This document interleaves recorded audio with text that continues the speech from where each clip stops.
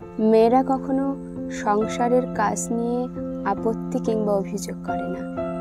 তারা কখনো সংসার সামলাতে গিয়ে ক্লান্ত হয় না।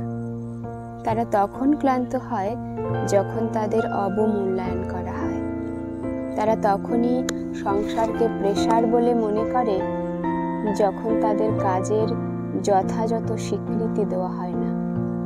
মেয়েদের এই ক্লান্তি কাজের নয়, এই ক্লান্তি অবমূল্যায়নের। বেশিরভাগ মেয়েরা পরিপূর্ণ সম্মান এবং মূল্যায়ন পায় না বলেই বিলাসবহুল বাড়িতে থাকার পরেও নিজের একটা বাড়ির স্বপ্ন দেখে, সেটা হোক ছোট্ট একটা কুঁড়ে ঘর কিংবা একটা রুম। আর যে মেয়ে পরিপূর্ণ সম্মান এবং মূল্যায়ন পায়, সে এক রুমের একটা বাড়িকেও নিজের বাড়ি বলে মনে করে, সুখ স্বাচ্ছন্দ্য নিয়ে সারা জীবন কাটিয়ে দেওয়ার ক্ষমতা রাখে। মেয়েদের কোনো বাড়ি হয় না, এই লাইনটা অযত্ন, অবহেলা আর অবমূল্যায়ন গিলতে না পারার আফসোস।